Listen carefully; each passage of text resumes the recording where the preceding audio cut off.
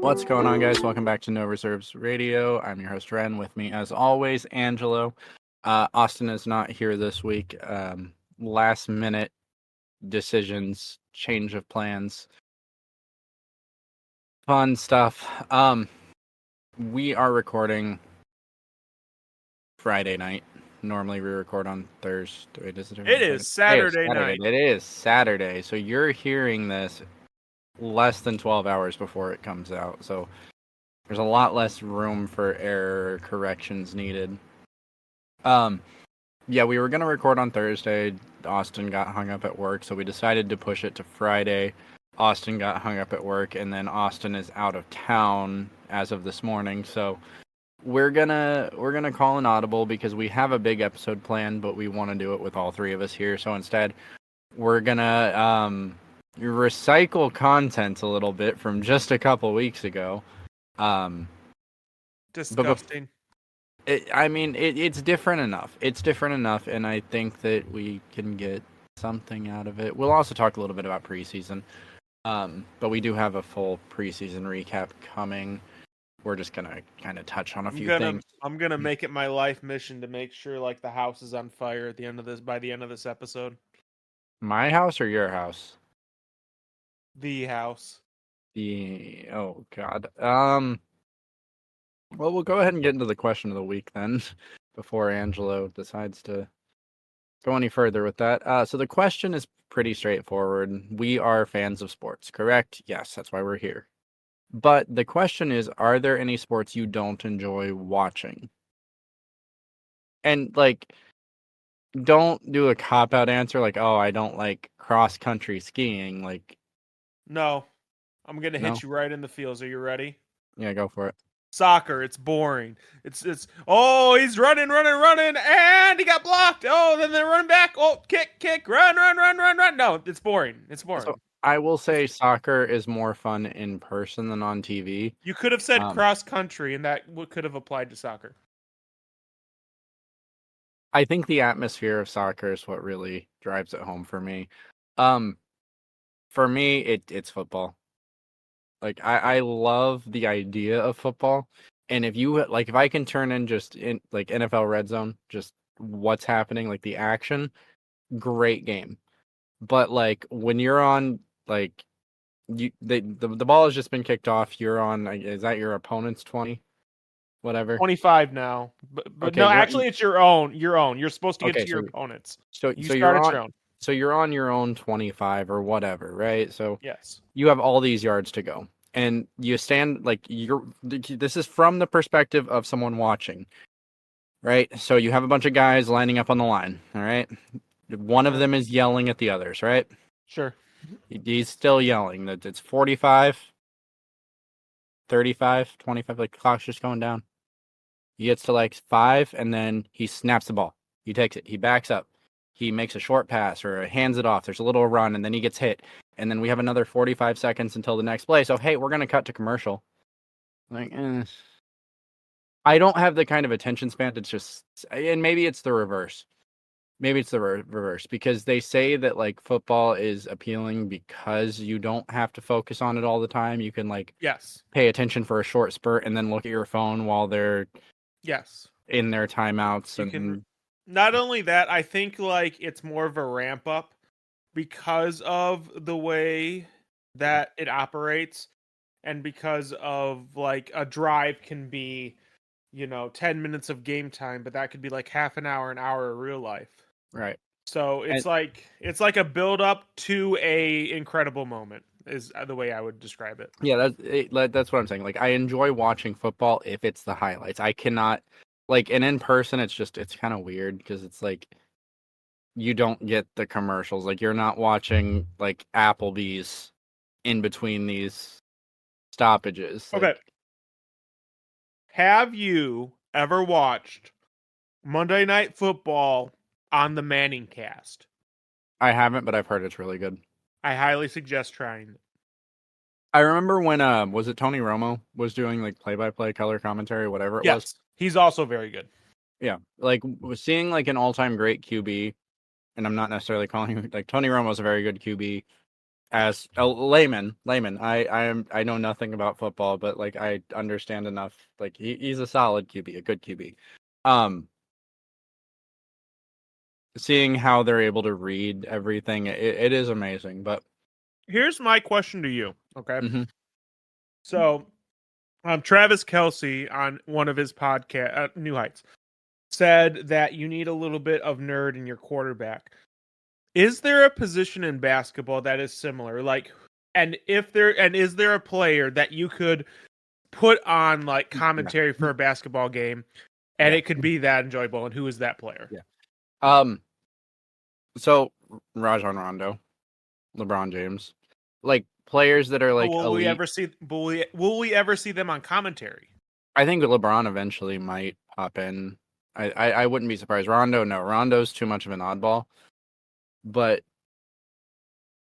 I I would need to fact check this, but I know Rondo prefer like when he was younger, he prefers football to basketball. Like I don't know if he was a QB or a receiver. He was one of the two.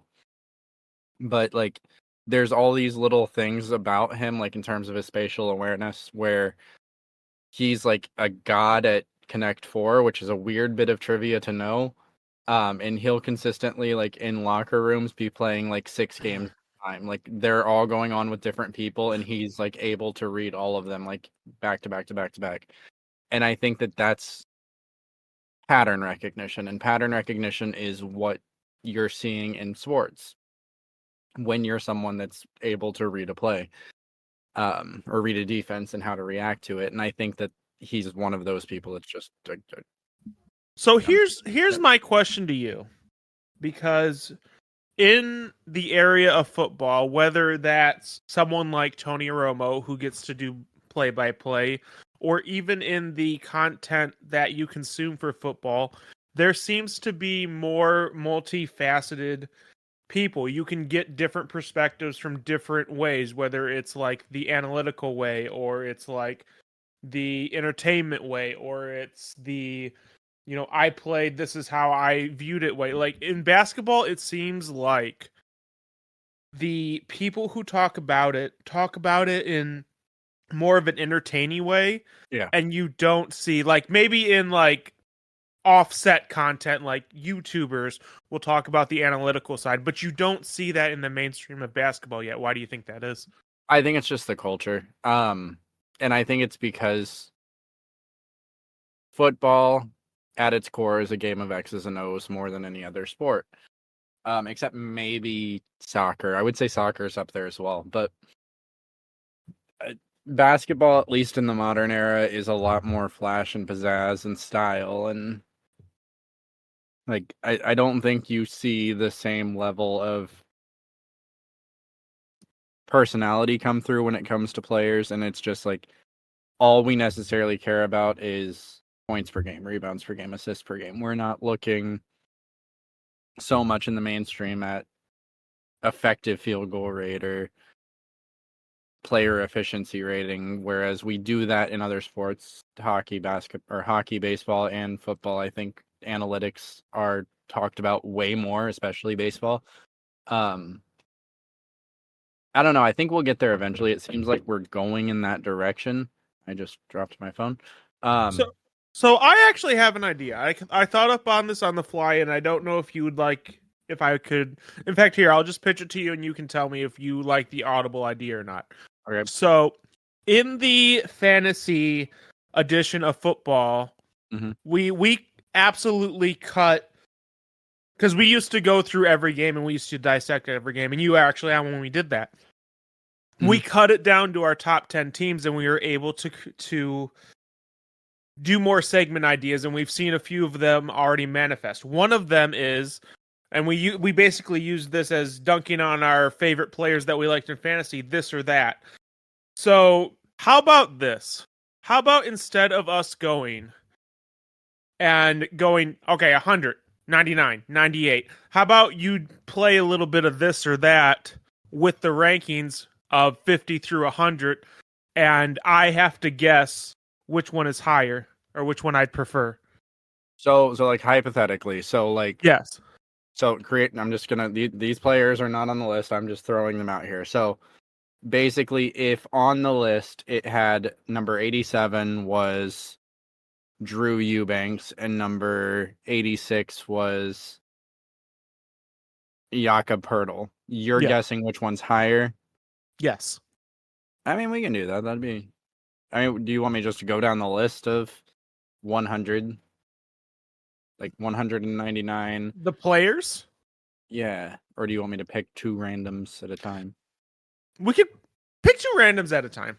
Two Let's randoms let's at a be time. let's be interesting. Let's Let's make and it. I think it'd be more interesting if like you didn't have the info in front of you, but there's no way we could do that, and because we don't have third person, there's no way we Yeah. could do that. Yeah, it would be way And more. That would be way more interesting. Anyway, yes, listeners at home, congratulations! We just called an audible live on air, and well, not live, but live as we're doing it, and you're gonna get a change because we were just gonna read off of these and say if we agreed or disagreed, but now we're gonna play a fun game.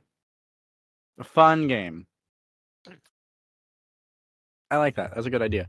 Before we yeah. do that though, let's quickly talk about preseason so far. It's preseason. It doesn't really matter, right? Like we know that. Like there's things you can see though that are telling or not. Jonathan Kuminga is currently leading in points per game. That's interesting. I think that's a good sign Right. for his career development and for the Warriors because they do. It sucks to say, but they do need to start thinking about a life without Steph Curry because, you know, father time is coming.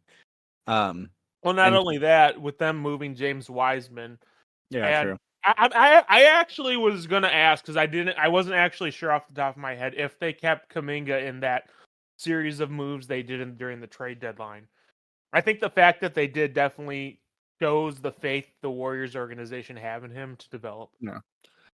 Yeah, I think that it's a good choice to hang on to him. I know like a lot of people were disappointed in his rookie season, but some players take a little bit longer to develop. And when you're playing on a team that has 3, 4 players that are better than most team starters, you're not going to get a lot of touches. You're not going to get a lot of chance to develop. So, outside of that, Victor Wembanyama, 21.5 points. Austin's not here, but last night's game, 23 minutes, 23 points. Granted, it was against the Heat backups, but they were terrified to go up on him, and it was kind of fun to watch. And hopefully, Oh, that's a view of the future. so this ties into something else I saw. I Okay. believe they brought out the GM polls some point during the last Yes, few weeks, and Victor Wembanyama was actually number 2 on if you could sign anyone starting fresh. Who would you sign? I He was forgot number about 2 that. on that That's what list. we should do. That's what we should do. What's up? We should go through those, but Yeah, I'd be game. let's do that when Austin's back.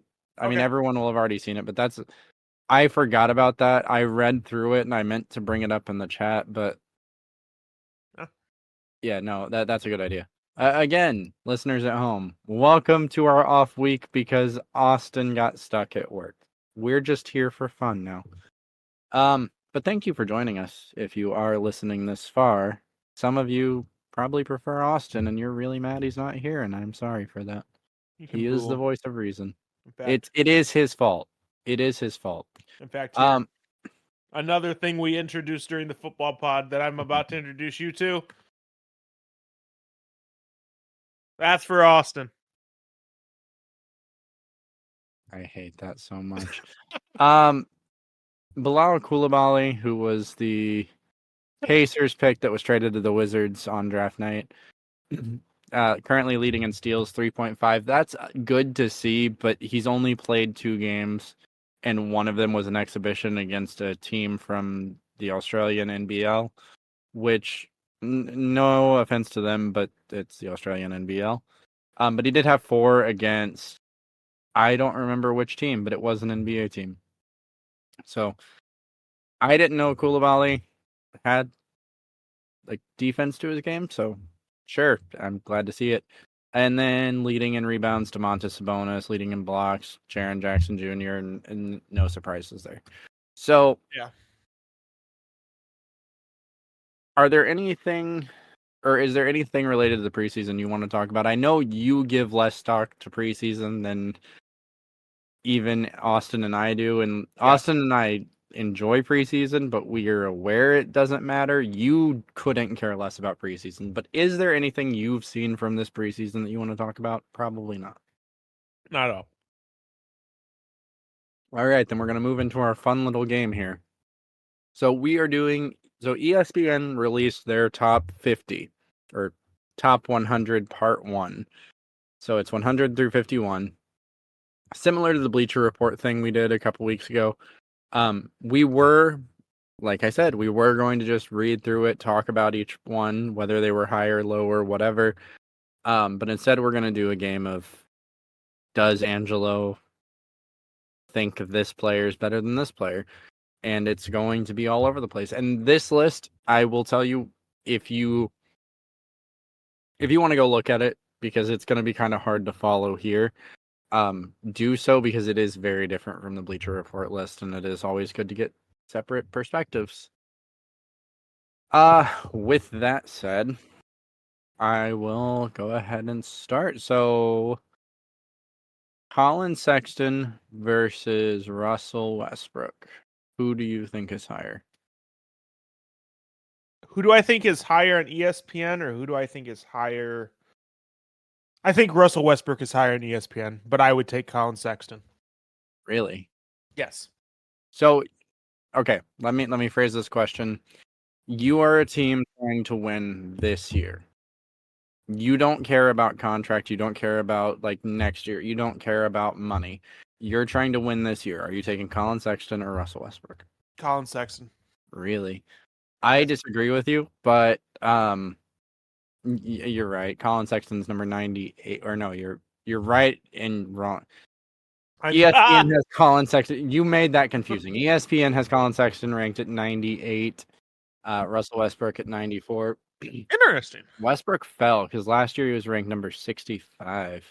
I think Colin Sexton wasn't ranked last year. So one of the things, and we're gonna divulge this a little bit.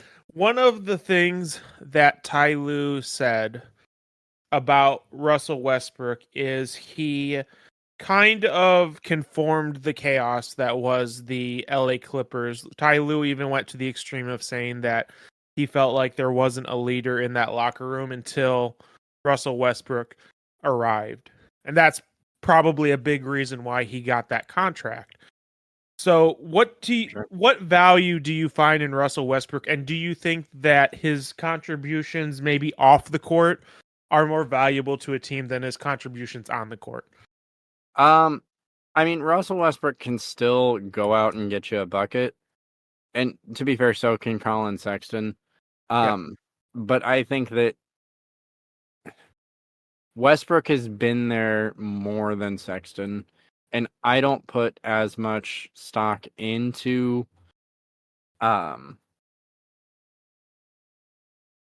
I don't think getting to an NBA Finals matters necessarily. I don't think winning necessarily matters. I don't think it's going to change how you play your game.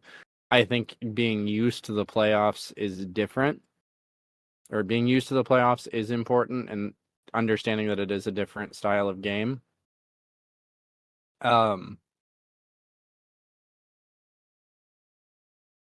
But I think that defensively, Westbrook's still better than Sexton. Offensively, they're probably not that far off. And that on-court leadership, Sexton's kind of a quiet player. Westbrook is the opposite of a quiet player. All right.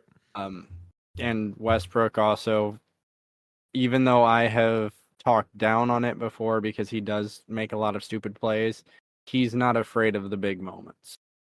He doesn't shy away from it. He still thinks that he's the one that should be taking that last shot. He should have the ball in his hands. So is there an inherent negative to that? Because even though he feels and he thinks he should have the ball in his hand, it's really obvious he shouldn't during those final shots. And not only that, so you said, I'm going to push back on you a little bit on Russell Westbrook is a little bit better or similar offensively than Colin Sexton. Well, even if you agree that their offensive skill sets are similar and the way they can score is similar, does Russell Westbrook's constant mistakes and turnovers kind of push Colin Sexton over the top as far as offensive game? Because Colin Sexton isn't going to have the as many egregious turnovers as Russell Westbrook. Agree? Oh, I agree that Westbrook's definitely going to turn the ball over more. But at the same time, Westbrook's also going to create more for his teammates than Sexton will. Like that part, I don't have the stats in front of me, but I guarantee it's significant. Hold on. So Sexton last year averaged under 3 assists. Westbrook averaged basically 8 assists. So they shot the ball pretty much the same, which is weird because I would have thought Sexton would have blown Westbrook out of the water. Yeah, same. Points per game, almost identical. Rebounds per game, Westbrook doubles Sexton's, and steals per game, Westbrook doubles Sexton's. So is Westbrook going to turn over the ball a little bit more? Yeah, absolutely. But he's going to give you more everywhere else. Or counting stats generally everywhere else. Yeah. So if I'm trying to win this year, I'm taking Westbrook over Sexton. But if it's something like if I'm launching a rebuild and I'm having to fit players into a cap and Sexton's available in the context of the rest of my team and I don't want to pay Russell Westbrook money, I would prefer Sexton over Westbrook in that situation. But in terms of a 1-year championship or bust, I would take Westbrook. Okay. Okay. Next up, Buddy Hield and Robert Williams. Okay, so to make it not confusing, I'm gonna ignore my own take, and I'm just gonna. Actually, no. We're gonna change the. I'm gonna give my take, and then I'm gonna see if ESPN agrees with me.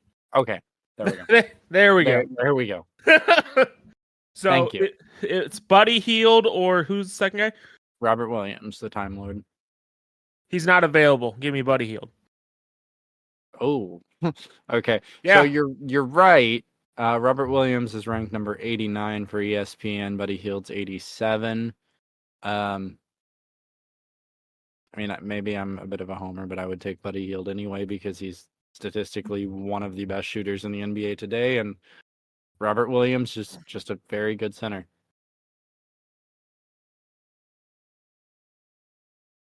So, do you believe if Robert Williams was more available that the Celtics would have a championship now? Now I know he's on the Trailblazers now, but now we can kind of look back on his Celtics tenure. No, I don't think that star players disappearing in the playoffs is why the Celtics don't have a championship right now. Okay. Jason Tatum is young. He is very, very young for how good he is. Which is great. That's amazing for Celtics fans. They're going to have him for a long time, hopefully. He doesn't request a trade at some point, but that showed this year in the playoffs and last year in the playoffs, and it's not shrinking from the spotlight, but not being ready for the spotlight, if that makes sense. Like, I feel like Jason Tatum is more than ready to lead a team to the championship. So, I hate to make this about LeBron, but I am going to make this about LeBron. Sue me. Is watching how long it's taking Jason Tatum to really take. I kind of want to say the next step, but I'm not sure how to phrase it. But is watching Jason Tatum struggling in the finals and the playoffs makes you more appreciative of how quickly generally LeBron got it, because he had the 2 finals appearances and then after that he was golden. Well, LeBron is probably the most NBA ready prospect of all time. Yeah. Like physically, he was a man going into the NBA. Yeah. And also he was a student of the game. He wasn't someone that, like, if LeBron isn't scoring, you're still fine because he's going to be finding the open man every time. And at that point in time, he was also an elite defender coming into the NBA. So it was a little easier for him in some ways because if one facet of his game was struggling, he had all those other facets to lean on. Jason Tatum, for all intents and purposes, is an elite scorer. There's no denying that. But if he's And not defender. scoring, he's a very, very, very, very, very good defender. I wouldn't necessarily quantify him as elite. Yeah. But if he's not scoring, what's he doing for you offensively? Good point. So I think I appreciate LeBron's skill, but I don't think Jason Tatum's struggles makes me appreciate LeBron more. Okay. Just because, like, again, he was ready. This one I'll actually be interested. Tyler Hero and Cade Cunningham. Cade Cunningham. I am shocked, actually. You're right, but I thought for sure you were going to say Tyler Hero. So I can't say it without spoiling some of my predictions, but Cade Oh, Cunningham is really high on a few of my lists. Oh, God. Yes. Why does Jordan Poole have a porn mustache? Because you can't have no splash without the pool. No, bro. I know. I've seen it. You don't have What to did tell me. you I've seen it. listeners at home go Google Jordan Poole's 2023 2024 team photo? What is he like? Jimmy's hair was hilarious and also ridiculous, and like the Heat are apparently mad about it because it doesn't embody Heat culture or whatever. Yep. This looks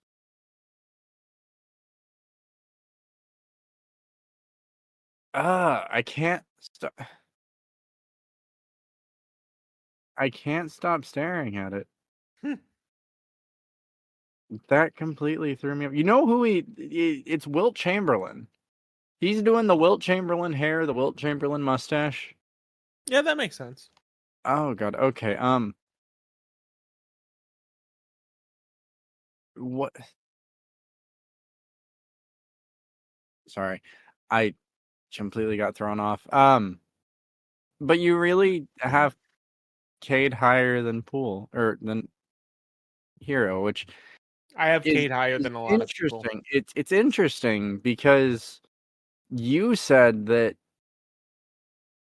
Tyler Hero was more value than what the Blazers got for Dame, and I'll let you know that the pieces that they got for Dame are not on this list yet, but Tyler Hero is.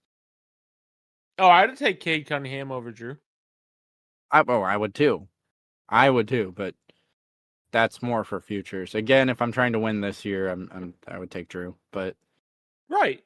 So once again, the argument, you're making two separate arguments because the reason you like Tyler Hero is for the future as well. Just because I like Cade Cunningham better in the future doesn't mean I also don't think that Tyler Hero would have been a better return than Drew, especially for the Tyler timeline. Hero is not a better return than Drew.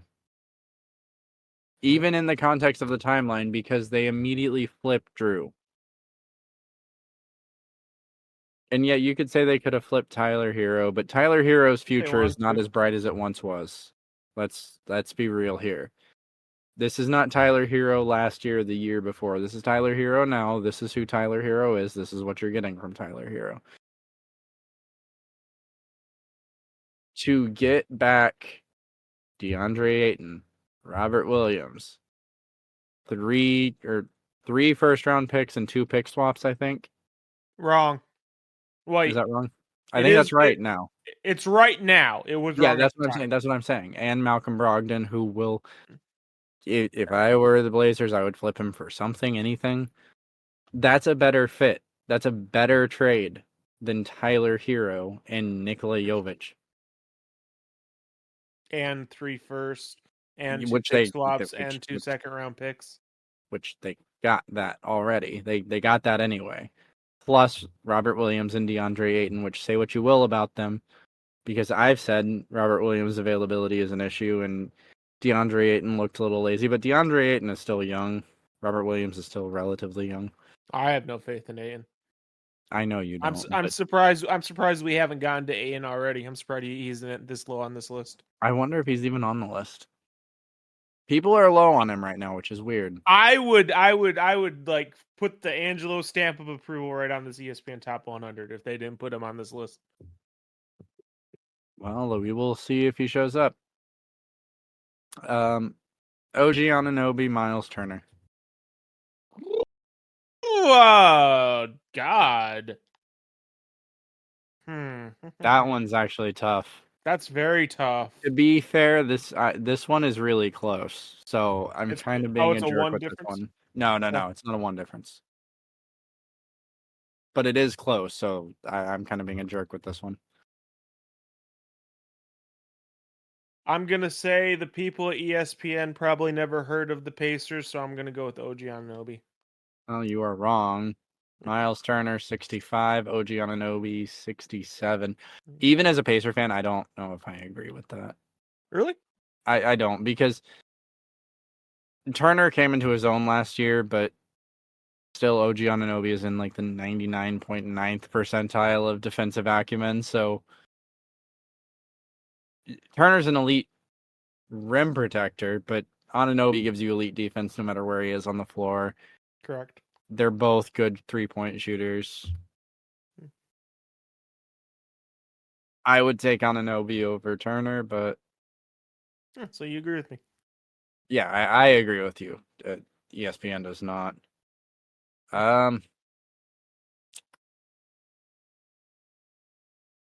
Jeremy Grant and Kristaps Porzingis. One's a Trailblazer, one's a Celtic. Personally, Wow. I would take Kristaps, and I'm sure that ESPN agrees with me. ESPN does not. What? Jeremy Grant, number 58. Kristaps Porzingis, number 62. What? Okay, they're really low on Kristaps. Top 70 is low. Yes. Up under Jeremy Grant? Hey, Jeremy Grant's nice. Run. Jeremy Grant's nice. Run. The man Oh. averaged 23 and was a oh god. Hmm. Interesting. I will get to that one eventually. I'm really gonna disagree. So the cool thing about doing it this way is we don't have to worry about doing the other half of the list, and then Austin can just give his opinion on half of a list, and we gave So I like that as a solution as well to that. Anyway, go on with who your next one is, because I don't really. DeJounte Murray or Please say Trae Young. Please Josh say Giddey. Trae Young. Please say Trae Young. No. Do you think Trae Young's in the bottom 50 Yes. for ESPN? Maybe not for ESPN. There you go.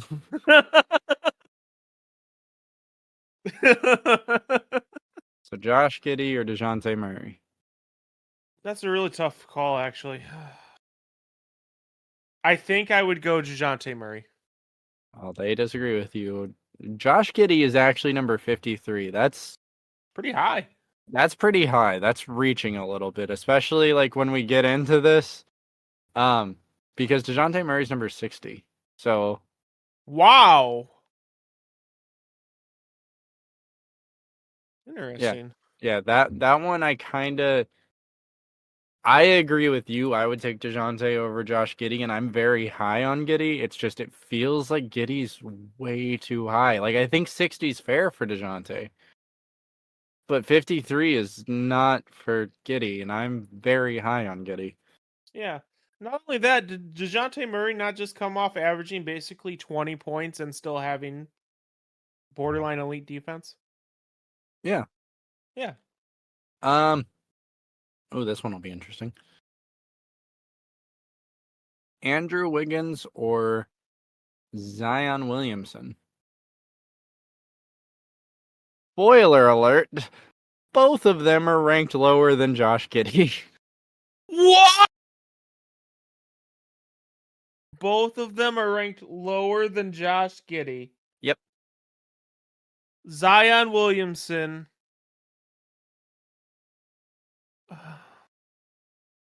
So I will say, like, regardless of where he's ranked, the reason, like, question for 2023, 2024, their Availability. whole reasoning for putting him this low is injury. Putting Zion this low. Because he's only played more than 30 games once in his 4 years of playing. So then why is Time Lord on this list? Look, I don't make the rules, and Time Lord is very low. Give me Zion. You are wrong. Andrew Wiggins 54 and Zion 57. So They really had the gall to put Andrew Wiggins ahead of Zion Williamson. I don't disagree with it. There was a point in time, granted it was the draft and we always overvalue prospects during the draft, let's be real. Where Are you going to say Canada LeBron? Canada LeBron. Stop it. Was that not the storyline? So there was this time long, long ago, before Zion was in the league, where Andrew Wiggins was considered a better prospect than Zion was. And then it was Zion, and then now it's Victor. But Victor actually looks like the real deal. This guy. Like we do this every couple of years. It's fine. Aaron Gordon or Franz Wagner? Aaron Gordon. You're right. So that's actually number 52 and 51. I'm honestly surprised Aaron Gordon's not in the top 50, but I'm honestly surprised Franz Wagner is ahead of Zion Williamson and Andrew Wiggins. oh, you would be. Actually, there's only 2 other players above. You know what? Let's go ahead and do them. Let's do them. The 2 other players above Zion, Draymond Green or Fred VanVleet. You did not just say that. Draymond Green or Fred Plant. Oh God! Oh my God! Oh, Fred VanVleet. That was the worst way I've ever heard anyone say that. Is it right though? No, Draymond's ahead of him. Oh, okay. 55 and 56.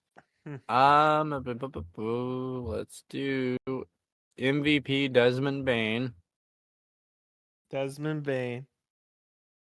and MVP Austin Reeves. This is no. These two aren't close. Don't you dare say these two are within like 5 of each other. All right, we'll find out. It's Desmond Bain. You're right. Do you want to know how far away they are from each other? They're like 2 away from each other, aren't Desmond Bain is 61. Austin Reeves is 66. So they're like within 5. 5. Okay. 61 and 66. Rudy Gobert or Brooke Lopez? That's a good comparison. Oh God. Yeah, that one's tough, isn't it? I mean, I know who I would take, but actually it's not tough. It's not tough at all. Gobert. Gobert is higher. I disagree with that. Mm-hmm. They're the same player defensively, and Brooke Lopez can shoot. All right. Brooke Lopez is number 69. Nice. Rudy Gobert is number 64, so they're 5 away from each other. Hmm. Interesting. Michael Porter Jr. and Scotty Barnes. Ooh, Michael Porter Jr. Scotty Barnes is higher according to ESPN, number 63. That's a bad take. That's a bad take, I think. Michael Porter Jr. is number 68. It's probably a lot also to do with his back, though. Like, it seems That's like true. the theme of ESPN's list is you're gonna go, like, probably 10 below where you should go if you are prevalent to have injuries. Hmm. Walker Kessler, So AD isn't in the top 15, is what you're saying? he probably is. Walker Kessler, Jordan Clarkson. This isn't a debate for me. This is Walker Kessler. It's Walker Kessler. Walker Kessler's at number 70. I'm surprised they didn't put Jordan him above Clarkson's Zion. Jordan Clarkson's at number 77. Oh, let's do a fun one. Chet Holmgren versus Scoot Henderson. Chet Holmgren. He is higher. What's your reasoning, though? Because neither of them have played a minute of NBA basketball. So, if you like Victor Wembanyama, you like Chet Holmgren because Chet is just like Victor Light. True. And he's also playing on a better team. Yeah. Though there's like reports like apparently Scoot Henderson is quick. I didn't know that about him, Really? but yeah, apparently he's like really, really fast, like Kemba Walker fast, like prime Kemba Kemba Walker. Not, Walker? yeah, not like injury Kemba Walker. That's interesting. He's a little bit taller and more muscular too, isn't he? Like 6'1"? Yeah, but he is jacked. Like his body type is like built. If we're Mm-hmm. going off 2K. Right. Do you think Um, Portland messes with him? Like, do you think Portland somehow like screws up his development? I don't think so. They didn't screw up Dame's development. I guess that's fair. Portland is not bad at player development. They're just Bad at bad at player acquisition. yeah, but they're a small market. Like it's hard to do.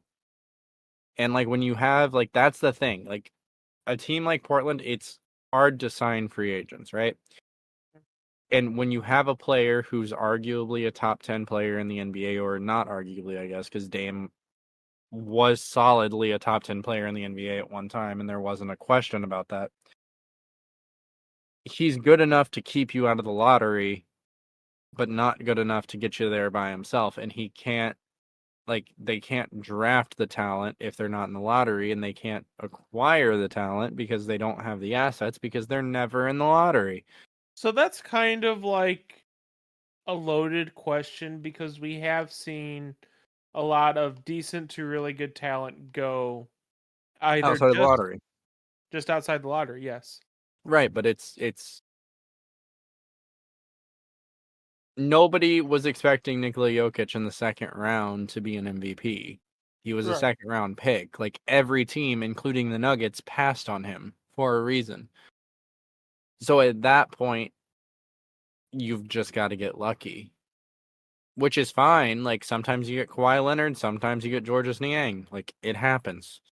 Right. But it's a lot easier if we're looking at like percentage of players that have lasting careers or are potential all-stars. They're gonna be in the lottery more often than not.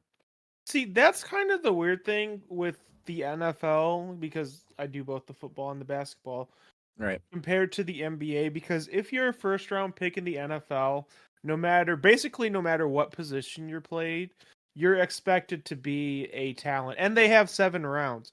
So I guess the question is why is the NBA draft do you feel is more of a crapshoot than say the NFL? I think it's just differences of game. Like basketball is a more fluid game than football, and like in football you'll hear me say it, like I've jokingly called football like an RPG, like it's a role-playing game Mm-hmm. because you make a class, aka you play a spot, right? If you Yep. are a defensive lineman, Do you have to be able to catch the ball? Technically, no. Do you have to be able to throw the ball? No. Do you have to be able to chase down a wide receiver? Most of the time, no. So let's flip this. If you're an NBA small forward, do you need to be able to shoot the three? Yes. Do you need to be able to defend the three? Yes. Do you need to be able to dribble without losing the ball? So like Debatable, but I'd say yes. so in basketball, you have to be good at more things. Like in football, if you're elite at one thing, you're good enough to make the NFL. In basketball, that's not so much the case. So like if you have a player coming out of college in the NFL that like he broke a record on the 40-yard dash, like he's fast. That's all he has to do. He's a receiver. He needs to be able to catch the ball and run fast. That's his job. And be able to run a route, but let's be real, it's a route.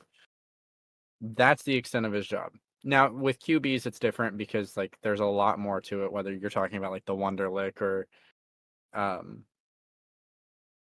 their ability to run the ball, pass the ball, read the defense, improvise out of the pocket, whatever it may be.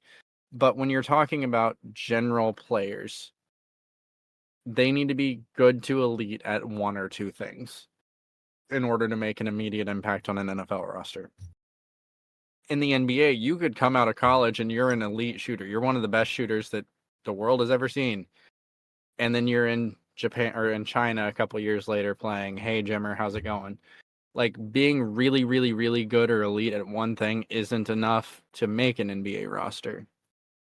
So when you're looking at players outside of the lottery, because typically within the lottery, players are drafted that are elite, good to elite at more than one thing. Outside of the lottery, these are the top percentile of college players or foreign-born players, whatever the case may be. And they're really good at one thing, and they have shown flashes of being really good at something else. And that's what you're looking for in those deeper rounds of the draft. Make sense? Yeah, no. That's Or fair. deeper picks of the draft. That is more than fair. Yeah. That's why it's so hard to like compare sports, because basketball is kind of unique compared to any other sport in that any position is expected to be good on both ends of the floor. Like in hockey, if you're a winger, you're not expected to really necessarily be an elite defender. It's a See, plus, but funny it's not enough, expected. I think the sport where that most closely resembles NBA, at least as far as what you're expected to do, and the crapshoot that is draft capital in that sport is, funny enough, baseball. Because What? yes, no, I'm being serious, because you need to do multiple things if you're a player on the field as opposed to a pitcher. But if you're like a left fielder, they call it a 5-tool player for a reason. You need to catch, you need to throw, you need to hit for power, you need to hit for contact. I think that's closer to what an NBA player is than just about any other Right, sport. right. But we're going off on a segue here. Yep. Welcome to Tangents with Rehn and Angelo. This is what happens when Austin leaves us alone unsupervised. Yeah, damn straight. Yeah, no, boo him. Boo him. Mm-hmm. Don't do the voice track. I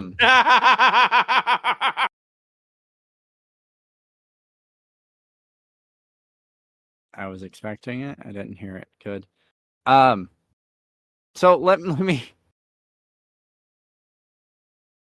I'm straight up not having a good time anymore. Angelo has been on board. Oh, I gotta warn Austin. So I'm gonna branch off that. We're completely off topic at this point. By the way, welcome to No Reserves Off Topic Hour. We'll get back to basketball in a minute or two. You said as an outfielder you have to be able to catch the ball, throw the ball, whatever, right? Yes. Are there outfielders that can't catch the ball? Generally speaking, no. Are there outfielders that can't throw the ball?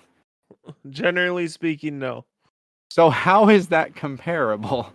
That's like the job requirements. Like that is the basic job requirements. You have to be able to stop the ball.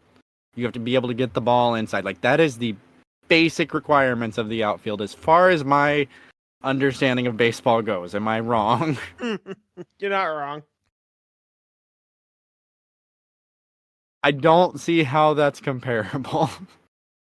Because Just that sounds like football where you need to be good at those two things and the rest are cake.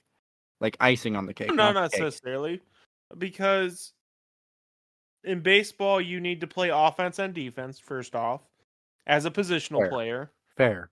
and you're judged on how good you are at catching the ball, at throwing the ball, whether you hit for contact, whether you hit for power. Are you fast enough to get to, a ball with an exit velo above 100, stuff like that? No, I think you're underselling baseball in this regard. No. I'm not trying. I'm just in terms of comparisons because I think hockey is the closest comparison, and it's still not like comparing sports is It's hard, yes. it's damn near impossible because they're completely different skill sets. I'm just saying like I think football and baseball compare better than, or I think football and baseball compare and hockey and basketball compare, and any other combination don't. With the exception of maybe pitcher or catcher, NHL goalie, and quarterback in football. Like I think those positions all kind of like those are separate from the rest of the positions in each of their sports. They're off on their own little islands of like being the most important positions in their sports, and having unique skill sets and needing certain people to do them. Because like to be a goalie, you have to kind of be a little crazy, just a little. And I'd imagine it's the same to be a catcher. I don't follow baseball enough to know, but I think Yes. Oh my God, yes. yeah, you got to be a little nuts. Quarterback, not so much. You just kind of have to have Peyton Manning's 7 head. Be able to see all possible futures before they happen. What were we talking about? This or that. You can This get or with that. this, or you can get with that. Let's not do that. Cam Johnson, or I had one, Nikola Vucevic. I'm gonna go with Cam Johnson on this one. ESPN disagrees with you. Interesting. Vucevic is number 75. He's number 75. Cam Johnson is all the way up at number 82. So let's do okay. Number 100 on Bleacher Report's list. Not number 100 here. That's the spoiler. Tobias Harris or Anthony Simons. What? Tobias Harris or Anthony Simons. Anthony Simons. Tobias Harris is higher. Really? Tobias Harris is actually number 83 here. And Anthony Simons is number 85. So it's close. Okay, that's fair. I'm running out of players is the issue here. John Collins or Kevon Looney? Is that really how far John Collins has fallen today as compared to Kevon Looney? He has a permanently mangled shooting hand. Leave him alone. John Collins was number 73 last year. Do with that what you will. Going John Collins. John Collins is number 90. Kevon Looney's number 88. Oh my God. Oh, how the mighty have fallen. The mighty. Yeah. John Collins was a very good player. He's not like... No. Jalen Williams or Emmanuel Quickly? Emmanuel Quickly. You are right, 92. Jalen Williams, number 95. No disrespect to Jalen Williams, but that one's kind of obvious. Grant Williams or Harrison Barnes? Grant Williams or Harrison Barnes? Harrison Barnes? Harrison Barnes is higher. I don't know if I agree with that. It's 96 versus 97. I think Grant Williams should be significantly higher because of where he's playing. Like, you're gonna get open looks playing with freaking Luca and Kyrie, and he's still gonna be an elite defender. I think he should be higher. Um, I really just I'm really excited for this Dallas team.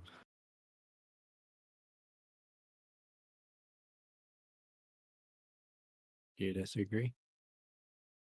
So Dallas is weird to me because like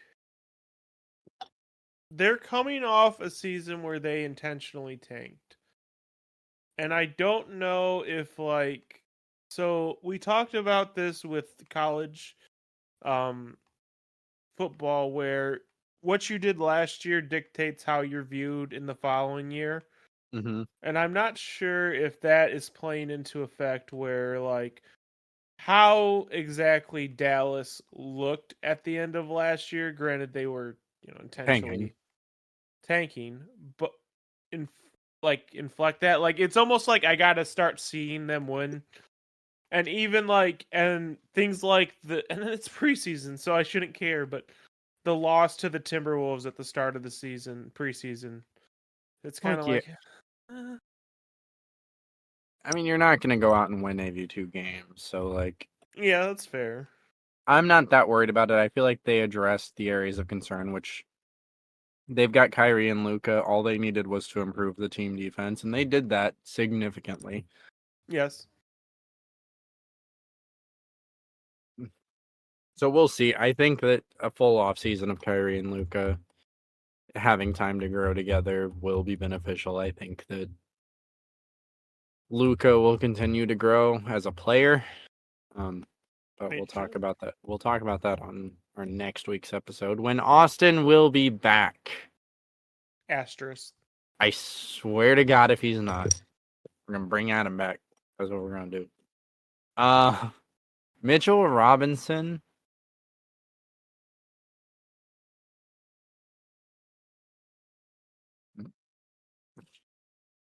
Anyway, Mitchell Robinson, Mitchell Robinson and Kyle Kuzma. give me Coos. You are correct, and it's actually the most significant gap that I've given you tonight. Which, sure. Kyle Kuzma, number 86, putting him ahead of Buddy Hield, Robert Williams, John Collins, Russell Westbrook. Mitchell Robinson is Mr. Irrelevant, number 100. Really? Yeah, I don't Wow. know if I Agree with that. Yeah, I'm not agree with sure. that. I swear there's like Knicks hatred. Granted, they do have a bunch of players in the top 100, ESPN so probably like hates the Knicks because like they're such a huge market and them being relevant would like help their ratings and probably give them better ad revenue and they and just and aren't. So, and nothing sells more than hate. So like yeah. everyone hates the Knicks if you're not a Knicks fan. And if you're a Knicks fan, you feel disrespected, and so you're mad, and so everyone just goes to ESPN. That's how it works. Yeah.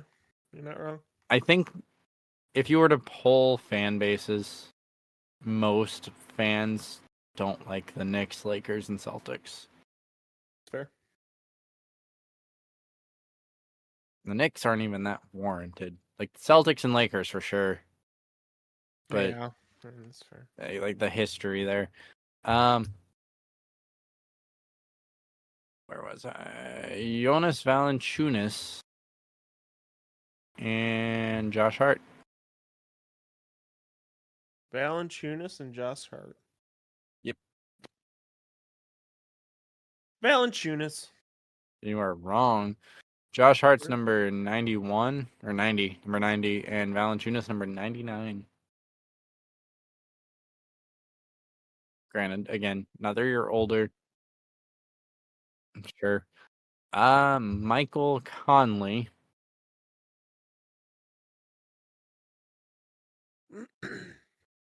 Clint Capella. Two players that are very different. Ooh. Mike Conley. No. Clint Capella is number 84. Mike Conley is number uh, 93. Really? It's so weird because like it feels like Mike Conley's career is kind of tapered off like quietly. And like we were talking about Rondo earlier, and that's kind of the same thing. Like there were 3-4 years where Rondo was probably the most exciting player in the NBA. Mm-hmm. Um, not the best player by any stretch of the imagination, but just fun to watch. And Conley wasn't an exciting player to watch, but like the grit and grind Grizzlies, he was the offense. Like there was no way around it, and For real. that wasn't any disrespect to his defense because it Was probably elite. best or second best defensive guard in the league at the time. Um, but it seems like he just kind of quietly regressed and slowed down. Rondo kind of fell off a cliff. He didn't quietly regress. He kind of just like had that ACL injury and just bombed. Because like I remember like right after when the Celtics traded KG, Ray Allen, and Paul Pierce, their first game they announced him as the captain of the team and blah blah blah. And then that season he tore his ACL, and I don't did he return to the Celtics after the injury, or did like he recover and then they immediately traded him? I'm not sure. That's a good I question. think he returned, but it was like he never was the same player. And then there was the drama with the Mavericks and him and Monte Ellis butting heads. Ah, yes. The And Mavericks. I remember that. Monte Ellis was a baller though until he Yeah. got to the Pacers. You know he was still getting paid by the Pacers until like 2 years ago. Really? Yeah, because he was still under contract. He never officially retired. I guess I don't know what the like relation was, but yeah, we You were still paying him. you know Ken Griffey Jr. was one of the highest paid players on one of the playoff teams in baseball this year. What? Yeah. Ken Griffey Jr. was either the second or third most paid player on the Reds this year, and they made the playoffs. And Ken Griffey Jr. is retired. Why? Like, how does that work? How does that work? Yeah, because like I'm googling right now, but I remember Ken Griffey Jr. retiring a long time ago, Yes. like a long time ago. So it's kind of baseball contracts are kind of weird in the sense that they're fully guaranteed. So if you sign a baseball contract, you basically have no worries. But B, like, He retired in 2010. yeah. Yeah. None. Yeah.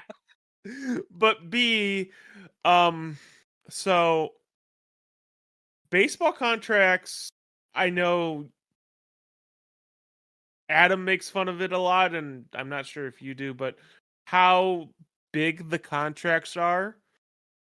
So what people don't realize is those huge dollar amounts, your 300, 400, 500 million, those are over like Yeah, 10, 15 years.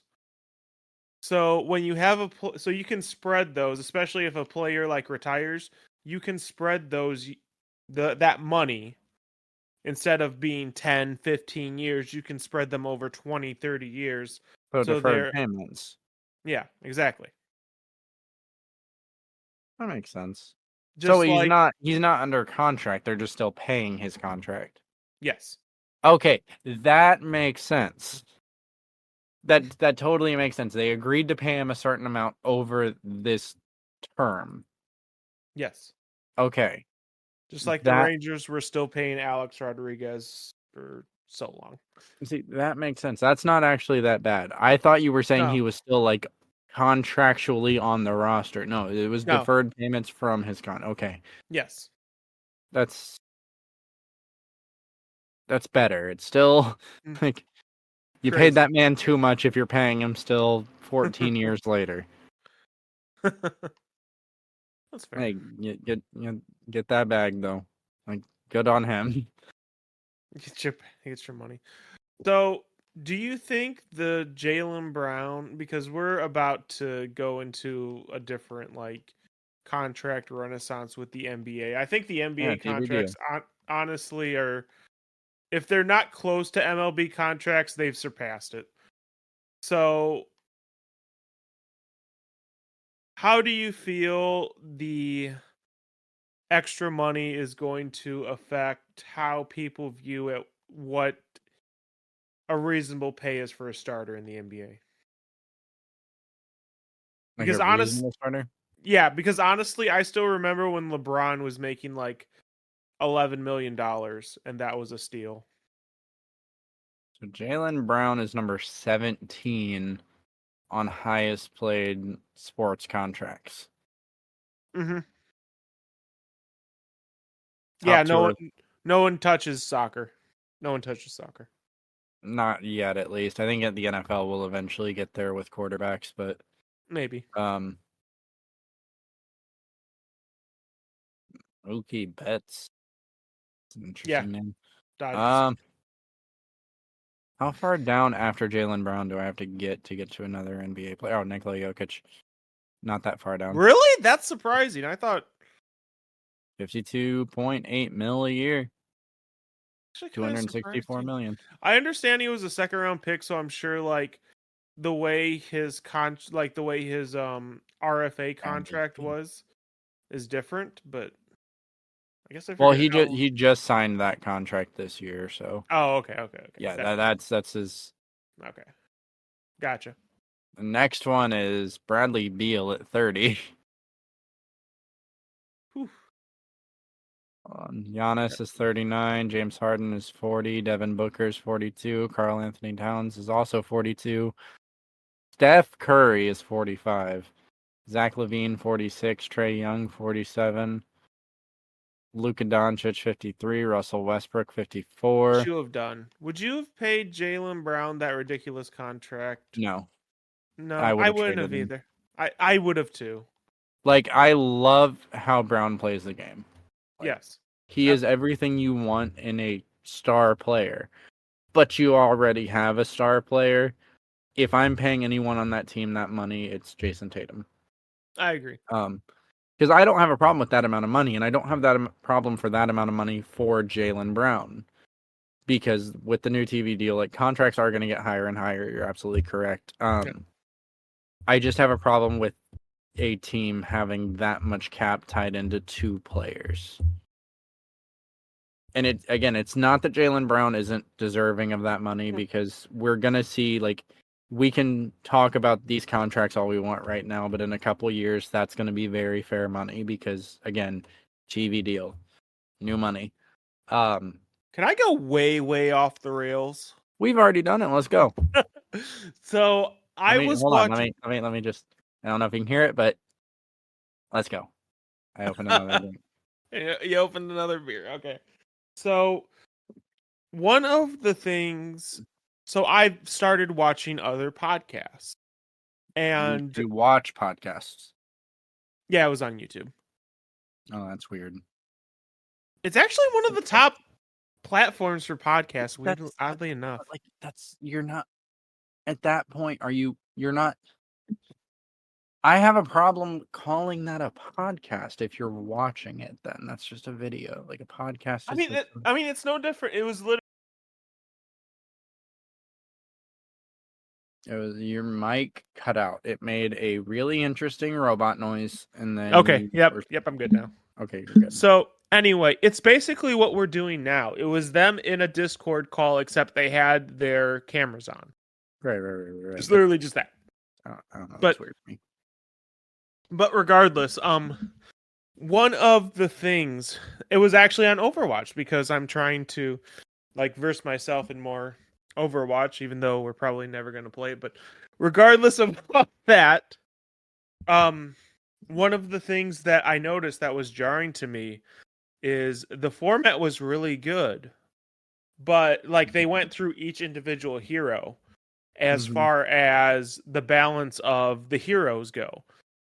But when they got to a lot of heroes, unless it was a hero one of those people mained, it was just like, oh yeah, they're in a good place. Move on.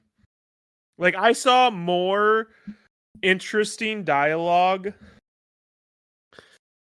Like how do I explain this? Okay, so let's say you're a Somber main, okay? Okay, wow, we are really going off the rails Yeah, here. I told you I was gonna go off the rails, buddy. Again, listeners at home, this is Austin's fault. Thank you for sticking with us through this trying time. We were not going to release an episode this week, but we pushed I it. voted against it. He voted against it. I didn't vote, and so we technically the vote was we're not doing it this week, but here we are. It's because But we love you guys and we didn't want you to go a week without hearing us. but okay, so let's say your favorite hero is Sombra, okay? Yeah, sure. And Sombra gets brought up. Uh-huh. And the discussion and dialogue around Sombra is how she interacts with a different character. And that's the whole discussion. It's not like, oh, this has an interesting interaction. No, they're more worried about how this character performs against Sombra. Would that rub you the wrong way? Probably. I don't know. So, probably I don't know. So, to circle back and try to like salvage this and make this sound like it has a cohesive point to it. One of the things that I started to become really conscious of was how much like divulging and elaborating on a particular topic that we have matters when you're listening. So if you've noticed, like other than the preseason, there haven't been many topics where it felt like I just phoned it in. I was like, yeah, I don't care. Yeah. But it's the preseason, so that's been my stance for a while. I don't care about the preseason. Yeah, no, that's always been your. So I'm trying to, and I'm probably going to try to keep this mindset with the football podcast. But I think that's a little bit easier because I think the football podcast is a lot wackier, and we do like different things, like different segments, different ideas, a lot more than the basketball one. Mm-hmm. But I'm trying to like make the segments more engaging to listen to, and I hope that succeeds. Basically. Okay. That's fair. Engagement's always important. It does drive a lot of what we do here. I don't know. I have no idea what we're doing at this point. Tell me where LeBron is. Where LeBron is? Tell me where LeBron is on this list. He's not in the bottom 50, I'll tell you that. I thought we were skipping the list. What? I thought we were skipping the list so that Austin we didn't have to have Austin. Oh, you wanted me to go into like do the whole list. Yeah. You're not using your 4D mind, my friend. You're still at 50 to 100. I'm saying let's go, buddy. Let's get into the top 10. Let's get into right. Yeah, okay. Let's go. Okay. I sorry. I was confused. I'm gonna spoil it because we've been running a little long, but DeAndre Ayton is number 49. That's too high. Yeah, it could have been 99, and I'd say that's too high. So, Julius Randle or Klay Thompson?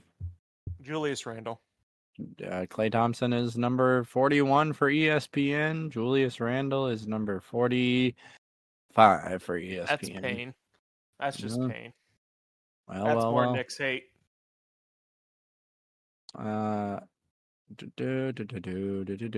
Oh, let's do a fun one. Darius Garland or Evan Mobley? Oh, you hit me right in the fucking right there. Let's go. You gotta pick one. You have to pick a favorite child.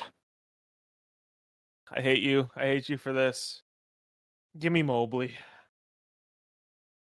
So, full disclosure, I agree with you. ESPN does not Evan Mobley's Really? Evan Mobley's at 40. Darius Garland's at 36. So they're not that far off.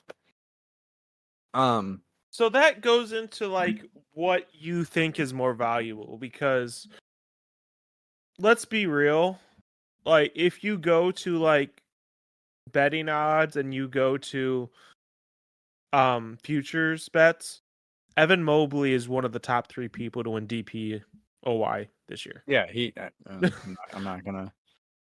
We'll Derek talk about that next week. Darius Garland is nowhere in anyone's list for anything. I don't know about Say I'm that. wrong. I don't know about that. I think if you're predicting like all NBA third team, he could be a Okay, dark but horse. Mobley has a higher ceiling than that. I agree with you. I have Mobley higher. I'm not disagreeing. I don't even think he's number 36. I think he's or 30. Yeah, 36. I think he's higher than that. I'm just saying. I'm the messenger. Kyrie Irving, Trae Young. I hate you. I am not having fun now. Oh God. Give me Kai. Kyrie Irving is number 34. And Trae Young. Number 29. That's too high. To be fair, he did fall a lot from last year. He was ranked number 16 last year. Yeah, that was way too high. Kyrie Irving he fell one spot. He was 33 last year. Mikal Bridges, Brandon Ingram, 2 similar-ish players. At the end of the season, this is going to be Mikal Bridges, and it's not even close. But for trying to get this right, I'm going to say Brandon Ingram. Brandon Ingram's number 27. Mikal Bridges, There's my take. By the end of this 33. season, this isn't even a debate. It's Mikal Bridges. I don't disagree with you at all on that. Kawhi Leonard, Domantas Sabonis. Kawhi Leonard. ESPN disagrees. Domantas Sabonis, number 22. Kawhi Leonard, number... Oh, I'm sorry. This is his ranking. I thought it was predicting how many games he was going to play. Number 24. This guy with the stray. God, Did you see the segment where Kawhi basically said, "Yeah, I don't care about the rules. I'm gonna do what I do." He might not, but the team will. Drew Holiday, Tyrese Halliburton. Give me Hallie. Yeah, agreed. You know he hates that nickname. Really? Yeah, he despises it. Well, then maybe he needs to come up with a better one. Buckets Burton. There was no. So most Pacer fans call him Reese, like Tyrese, and he likes that. But so when the trade first happened, well, not when the trade first happened, like a month after the trade happened, when everyone was like realizing who Tyrese Halliburton was, because like basketball fans, like we knew, like between him and De'Aaron Fox, like the fact that the Kings gave up Tyrese was kind of shocking. A Kings fan came into the Pacers subreddit and called this man T-Hog. T-Hog? T-Hog. It is like in the internet Pacers community, T-Hog is this man's nickname, and I hate it. So here's a weird question. Uh-huh. Let's say the Kings went with Halliburton instead of Fox. Do you think that the Kings are better or worse off right now? Or are they the same? I don't want to say better or worse. I think both teams, the Pacers and the Kings, won that trade. Because it's paid off in dividends for both teams, and playing a game of what ifs would be infinite. I don't know if it would be different, because I do think that De'Aaron Fox is much better in the pick and roll than Tyrese Halliburton is as of now in their careers. Right. I mean, he's probably the fastest player in the NBA right now. Sure. And Domantas Sabonis thrives in the pick and roll. He led the NBA in screen assists last year. So would they still see the same level of success? Probably. Tyrese is a great player. but I think that Sabonis and Fox fit so well together, and I don't know if not to say that Tyrese and DeMontis wouldn't fit together as players. I just think that the pairing of Fox and Sabonis was like perfect. So I think both teams won that trade. I think if you were to grade trades, like a lot of the times when you're grading a trade, right? Like one team gets an A plus, one gets a C plus. I think both teams got an A for that trade. Like it worked so well for both teams. Fair. That's a long way of saying Tyrese is number 21. And who was I comparing him with? Drew Holiday, number 26. With that being said, De'Aaron Fox or Jamal Murray?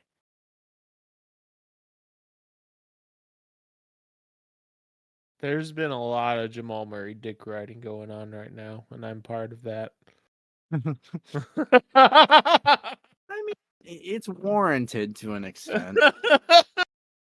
The man had a hell of a playoffs. I'm gonna go with Murray. And ESPN would agree with you. Jamal Murray is at number 17 for ESPN.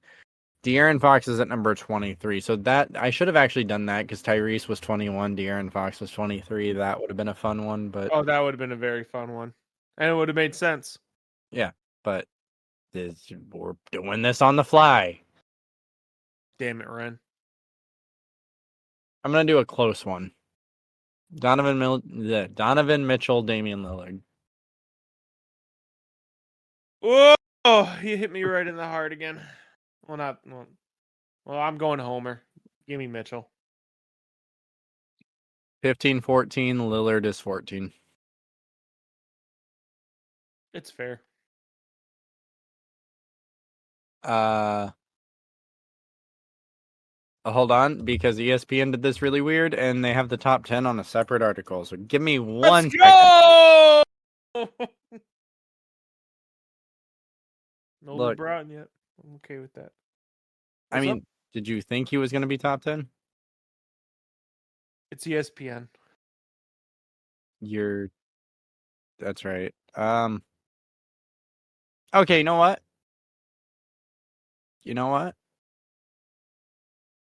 LeBron James, Jimmy Butler. I hate you. It's LeBron. It is LeBron.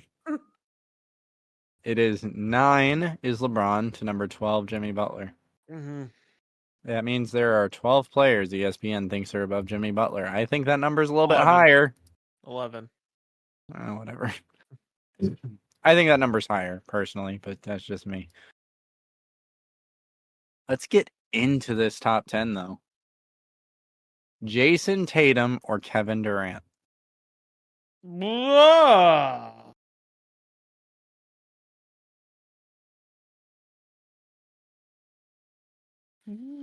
Jason Tatum, Kevin Durant. Give me Tatum. You are correct. Jason Tatum, number 6. Kevin Durant, number 7. SGA or He's AD? that high on this list? SGA or AD? You'd think he wasn't going to be ESPN? on ESPN. No, not on ESPN. So I'm shocked. I'm hearing AD on this list with all the injury pandering. So I'm gonna hope they're consistent, and I'm gonna say SGA. You're correct. Anthony Davis is actually number 10. He's only up 10 from last year. He was number 20. SGA is at number 8. Wardell, Stephen Curry, Luka Doncic. It's Doncic. It is. Steph Curry's number 5. Doncic is number 4. Okay. Let's do a fun one. Joel Embiid, Giannis Antetokounmpo. There's no way it's Embiid, right? It's Giannis. It is Giannis. It is Giannis. Embiid is number 3. Nikola Jokic or Giannis Antetokounmpo. Jokic. ESPN disagrees. Really? ESPN has Giannis number 1, Jokic number 2. Even though Jokic just won a title? And MVP, or finals MVP, and should have been MVP. Interesting. Kendrick Perkins really freaking did that. He did really do that. And then he voted for Jokic. And then My he voted man's for you. My man's is a elite troll. Look, if you're telling me I have to rebuild a team and I have Giannis or I have Jokic, I'm fine either way. So, do I disagree? Yeah, I think Jokic is number 1, but I also don't think Joel is number 3. I think Luka should solidly be number 3. That was a fun way of doing that. Here's a question for you. Go ahead. What do you think? Because we're gonna talk. Well, maybe this should be something we say for the. Oh, well, we're gonna talk about the awards more anyway. What do you think the effect that Kendrick Perkins did last year with getting Embiid that MVP will have on the voting this year?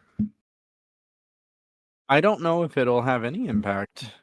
Really? I think we learned our lesson. Really? So, like, fan voting. So, like, just fan voting happens, right? Like All-Star games, that sort of thing. Yes. And then suddenly you have Brian Scalabrine in an All-Star game, and the NBA kind of backpedals, realizes, maybe we shouldn't let fans decide this thing because they're. And I'm including myself in this. We're idiots. Well, Kendrick Perkins. time out now. Don't undersell yourself. You are now technically a pundit. I can be a pundit and an idiot at the same time. The two are not mutually exclusive. Stephen A. Smith has proved that time and time again. But Kendrick Perkins successfully gaslit an entire fandom, that is the NBA, into giving Joel Embiid an undeserved MVP. And we can solidly say that. Like, it's pretty common agreement at this point. I don't think that happens twice. I don't think one person just comes out and says hostile things and gets everyone to do what he wants them to do, because I don't think the same storyline pops up. Well, I mean, the same storyline can pop up. Like, Embiid is not trying to three-peat. I more mean something to the effect of, okay, let's say Jokic is having a Jokic season. It's a solid season. It's an amazing season. MVP worthy season. But let's say someone's slightly better. Yeah. Do you think that we might over course correct and give that MVP to Jokic even if he isn't the most deserving at that time? I don't know. That's a fair point. I don't think we would. But, like, so let's say there's a player that's more deserving, right? So, like, Derrick Rose, LeBron James, 2012. Yes. But Jokic has the better record. Then it would kind of be fair. Because 2012 is a good example. Like, LeBron was the best player in the NBA. But D Rose got the MVP. Like, there's precedence for it, so I don't think that would be overcorrecting.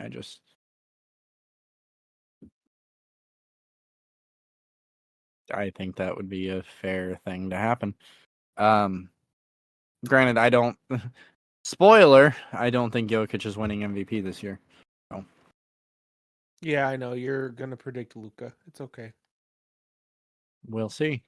We will see. I'm more interested. So spoiler alert for next week's episode. Well, I mean, knock on wood here. As long as Austin's here, spoiler alert for next week's episode, we're doing way too early award predictions, and we are going to be doing. And Angelo was drunk, so I don't know if he actually knows. Predicting who we think are gonna get it, like who's a legitimate actual candidate, right? So like Jokic would be a legitimate actual candidate for MVP, and then a dark horse candidate for each award. And we'll Are talk we going to about it. release all the notes? Because I actually did all the, and I still have them all the notes for. I mean, you can do whatever you want on X, Twitter, whatever the hell you want to call it. Follow us, by the way, at No Reserves on all social media platforms. Maybe you'll get some behind the scenes papers from Angelo, because I've seen some of them, and my God, they're tomes of madness. Tones? That's a good way to describe it. That's the only way to describe it.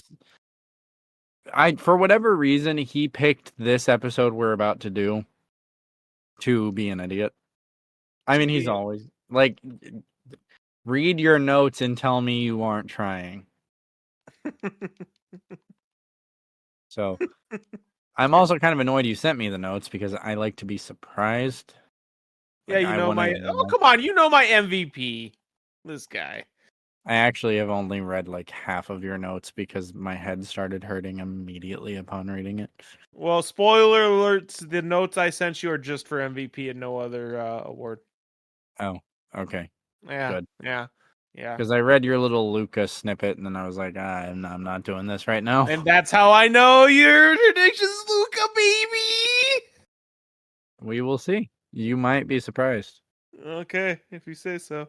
I think a lot of people are going to pick Luca, though. Yeah, I think so. And I don't think that's a bad choice. Luca's not my pick. And he's not. You okay? We have talked about my pick on tonight's episode. Oh, no. But Luca is not my pick, no. So you agreed with the simp bit? No, because you're doing it in like a condescending, like, oh, people are gonna think that it's Luca's year again, and I don't think that's a bad take. Luca is top 3 NBA player right now. I just don't think the Mavericks are gonna be good enough to get there. I think. So you're doing it too. You're doing what I think I'm doing, where you saw the Mavericks were bad, and you're like, I gotta see them actually. No. I don't think, like, it's not like I think they're gonna be 4th in the West. Like, they're gonna be good. I just don't think they're gonna be like top 6 in the NBA. And I think that the MVP is gonna come from a team that's top 6 in the NBA. Interesting. We'll see. This is an episode for next week. Stop trying to spoil it. I don't know. You got anything else tonight? I think I'm good. I think I'm ready for a few games of 2K. What? Doing the Twitch. You started yelling and your mic cut out. When are we doing the Twitch? What the hell you just said. When are we doing the Twitch? When are we doing the Twitch? That's a great question, and we will have that answer when we have that answer. If you say so, buddy. Look, so we were gonna do it on the 11th. Indeed, we were. What happened? Did I not get on? I think I was stuck. You didn't get on. You didn't get on. That was the day I was stuck at work until like 8:30 p.m. Yeah. Well, so, and then prior to that, Austin was on vacation, and I don't want to play without a center. That just sounds terrible. So, tentatively, follow us on Twitter, and we will let you know if you're interested in that kind of thing. We are not great at video games. We're okay. It's mostly just fun. But if you're into this, you'll get more of this over there. At No Reserves on Twitch, I think. Right? Yeah. Yeah, it's at No Reserves. So just jump over there. Follow us. And while you're doing that, leave us a little 5-star review on this podcast on whatever platform you're listening on. It really does help us, and we appreciate it and love you for it. That's all I got. We will see you guys next week. Austin will be back. I don't care if I have to freaking fly down. No, I don't care if I got to fly down to Florida and duct tape that man to his chair. He will be here next week. We will do our way too early awards predictions, and at some point in the next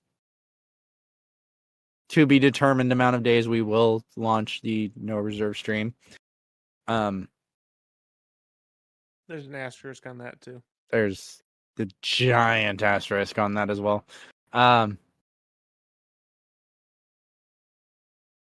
That's all I got. Angelo, lead us out. I'm sick of doing the outro. All right. Well, thank you guys for getting this far. If you've gotten this far and you haven't, I don't know what you're doing at this point. Stop it! If you ruined my pitch. Come on, Ren. You ruined my pitch. This is the pitch I give at the end of every football episode, and you ruined it. You ruined it, Ren. Go on.